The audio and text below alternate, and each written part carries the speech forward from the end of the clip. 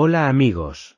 Vais a ver la review de una peli donde salgo yo siendo un poquitín obsesivo, tratando de ligarme a una gachí a la que doblo la edad. Estás viendo Fricadas Varias. Hola amigos, bienvenidos al canal de Fricadas Varias. Hoy veremos la review de una película que se llama Vértigo. Y atentos porque os voy a soltar unas preguntas que solo vais a poder responder si os quedáis hasta el final del vídeo. ¿Sabíais que al principio esta película fue un fracaso absoluto? ¿Sabéis qué dijo Hitchcock sobre su actriz protagonista que hoy en día le habría costado una cancelación en redes?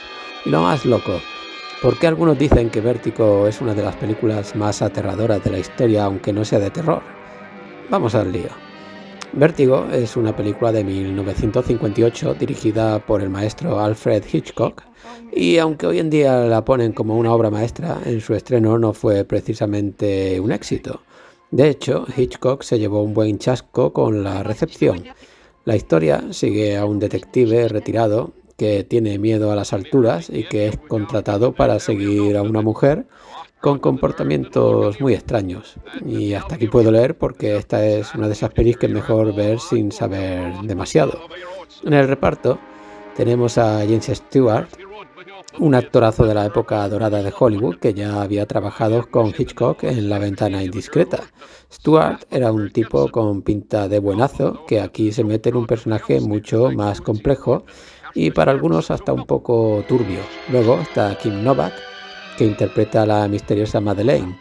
Novak era una de las grandes estrellas de aquellos años, pero Hitchcock no estaba muy contento con ella. De hecho, llegó a decir que era difícil de dirigir, porque no tenía la frialdad que él buscaba en sus actrices rubias. Vamos, que hoy en día eso le habría costado un trending topic bien calentito. El rodaje de Vértigo fue complicado, sobre todo por las localizaciones. Se filmó en San Francisco, una ciudad con muchas cuestas y calles empinadas, lo que hacía que las tomas fueran un infierno logístico.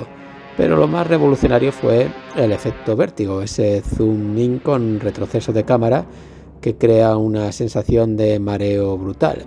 Este truco lo inventaron aquí y después se ha usado en 1000 pelis, desde Tiburón hasta El Señor de los Anillos.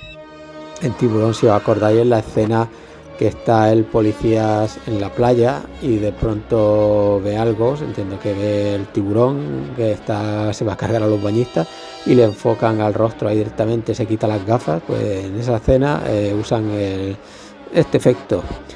Aunque hoy en día en Vértigo es considerada una de las mejores películas de la historia, en su estreno la crítica la recibió regular y yo ahora os diré también que yo la consideraba mejor de lo que la considero hoy en día, pero eso lo comentaré ahora en un momento.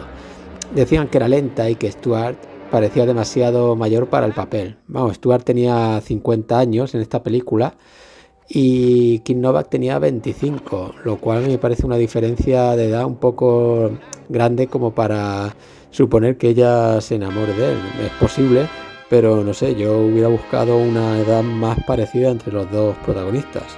Pero bueno, el tiempo le ha dado la razón a Hitchcock y en 2012 la revista Sight and Sound la coronó como la mejor película de la historia, por encima de Ciudadano Kane. Toma ya. Si hay una escena icónica es la del campanario. No os digo más, pero es un momento de pura tensión con una atmósfera alucinante y una de las mejores bandas sonoras de Bernard Herrmann. Eso sí es cierto, la banda sonora está bastante bien. Su música es parte clave de la película, dándole ese aire de pesadilla que te deja pegado a la pantalla. Esta peli la he visto ahora por segunda vez, la vi hace muchos años por primera vez. He visto en Film Affinity que yo le había puesto un 7, buena, pero ahora se lo he bajado a un 6, interesante, y diréis, ¿por qué no? No es una obra maestra, no dicen por aquí la mejor película, incluso mejor que Ciudadano Kane. Me parece que está un poquito sobrevalorada la película. Como ya os he dicho antes, es del año 58 y entiendo que a veces las películas quizá hay que verlas con la vista, con el pensamiento de aquella época. Claro, en aquella época no se habían hecho películas de este estilo. Hitchcock en ese sentido era un innovador, podemos decir. Hoy en día estamos hartos de ver thrillers con recursos mucho más complejos que los que salen en esta película, con giros de guión inesperados. De hecho, en esta película, ahora lo comentaré, que hay ciertos momentos en los que consideran tontito al espectador y se lo dan todo mascado. Entonces yo entiendo que sí, que para aquella época en la que se hizo en el 58 no se había visto nada similar y tenga sentido decir que es una obra maestra o que sorprendió al personal o que no se lo esperaban. Pero claro, visto desde la perspectiva de hoy en día, que como digo, está todo bastante trillado ya, pues claro, una película del año 58 se ve un poco naif y yo por eso no me ha gustado tanto y le he bajado la nota a un 6, pero claro, digo, depende cómo quieras votar, ¿no? Si quieres votar desde el punto de vista del año en que se hizo o desde la actualidad conociendo todo lo que se ha hecho en el cine desde entonces. Yo ya digo, yo admito que para su época era una innovación total. De hecho, como he comentado antes, pues el efecto del dolly traveling de que te acercan o sea, te acercan con el zoom y te alejan la cámara a la vez o al revés, pues lo inventaron para esta película, ¿no? Entonces es bastante innovador.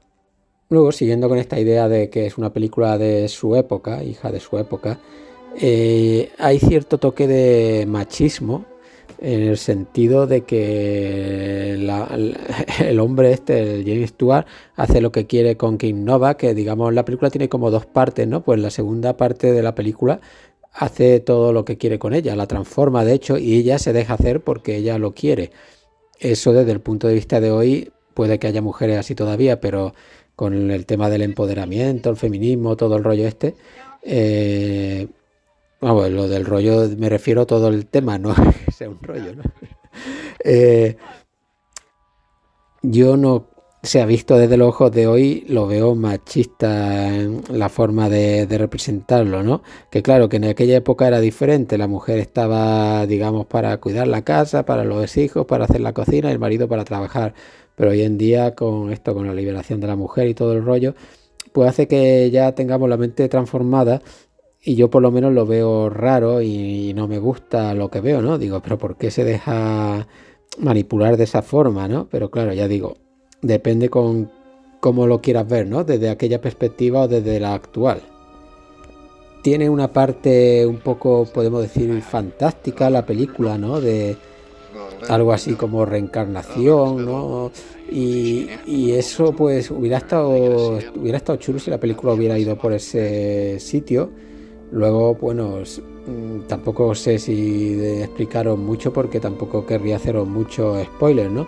Pero bueno, era una posibilidad y claro, yo como ya la había visto, sabía que no iba a ir por ahí, no iban a ir por ahí los tiros, ¿no? Pero la primera vez que los ves, pues hace que la primera parte de la película gane mucho en interés, ¿no? Entonces me parece una cosa inteligente, ¿no? De quedarse un poco con el personal, pero ofrecerte a la vez una historia que te mantiene interesado, ¿no? Todo el tiempo.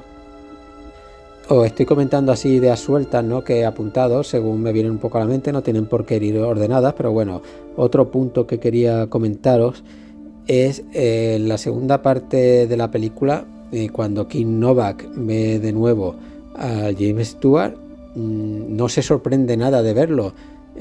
A mí me parece eso un punto malo de la película. Yo creo que tendrían que haber hecho algo de que un poco de sorpresa por su parte, ¿no? O ella es súper buena intérprete, no me refiero a la actriz en sí, sino al personaje, y sabe ocultar muy bien sus emociones o sus gestos, porque se supone que ella no debía esperar que él apareciera por allí, pero en su rostro pues no se ve nada, entonces te hace pensar que realmente es otra persona, pero luego no es así, ¿no? Entonces lo veo mal interpretado o mal dirigido tal vez.